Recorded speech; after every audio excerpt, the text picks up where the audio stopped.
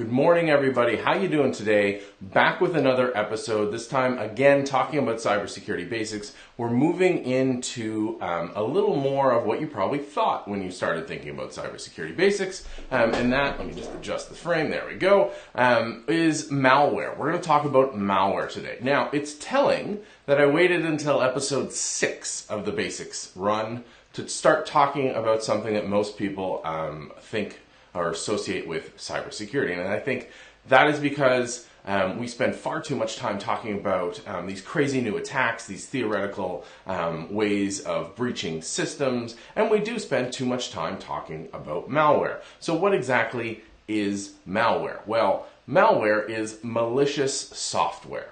Now, we started using the name malware probably about 15 years ago or so, but we used to call these computer viruses. And the first one popped up in 1971 as an experiment, and it was designed to see how software could move between systems. And then there was cases throughout the 70s, and then it really started picking up a little bit more in the 80s and the early 90s as systems started to be more connected. Because if you can remember, like I can, before the internet, if you wanted to share software, you physically had to give somebody a floppy disk, a big floppy disk, and they had to then go to their system and install it. And we started calling software that infected other computers viruses.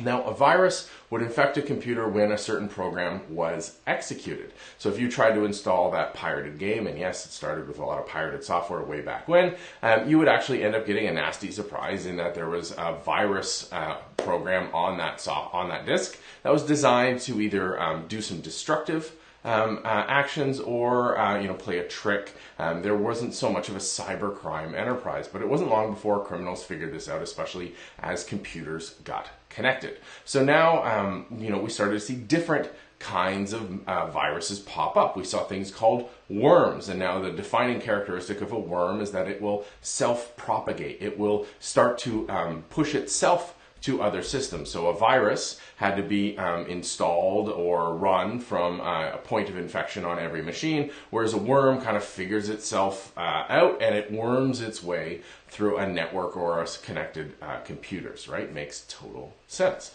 But since then, we started to see different types of malware pop up. Now, I think, being a grammar nerd, half of the naming thing came from people couldn't remember whether to call multiple viruses viruses or viri. Really depends. Same with computer mice and computer mouses. But we moved to malware, and there's a whole bunch of other wares. We have software, everybody knows that. We have hardware, people know that. And so malware does make sense, malicious software. But now we also have spyware. This is software with a malicious intent that's designed to spy on your activities. This is normally disguised or normally actually piggybacked on legitimate software. Spyware will then creep on what you're doing and report back to some central authority. We actually saw this early on with a lot of marketing campaigns, and sort of the intention was either to enforce copyright or to gather data, not necessarily malicious, but now we're seeing that obviously in a malicious context. Same with adware. Adware isn't necessarily malware, but a lot of people treat it as such. It's software that pushes ads down to you nonstop. Of course, in 2016, 2015, we started to see the rise of ransomware. And this is malicious software, it's malware that infects your computer and encrypts your data. It locks you out of your own data, and it tries to sell you back the key. And so essentially it locks you out of all your precious photos and movies and says, hey, if you want access back to these, you're going to have to pay me $300 to $600 in Bitcoin, or equivalent in Bitcoin, and I'll give you the key back. Now, we know from the statistics you're very unlikely to get the key to get your data back, and obviously you shouldn't be paying cyber criminals and encouraging them, because this is a profit-driven business. But ransomware is another one of the malware family.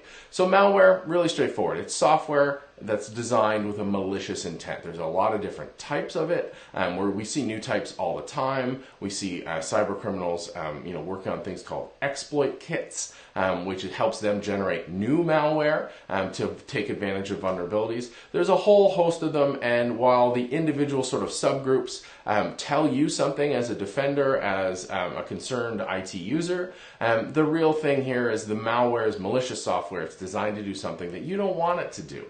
So that's the term malware. Does that make sense to you? Let me know. Hit me up online at MarkNCA. For those of you on the vlog, in the comments down below. And as always, for podcast listeners and for everybody else, you can hit me up on email, me@markn.ca. What's your favorite subgroup of the where suffixed family?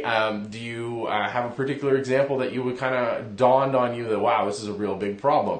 Maybe that was Slammer. Maybe that was the Morris worm way back when. There's a ton of different interesting historical cases associated with malware. What do you think of the fact that it took 6 episodes of basics to actually start to get onto the stuff that most people think is the coolest?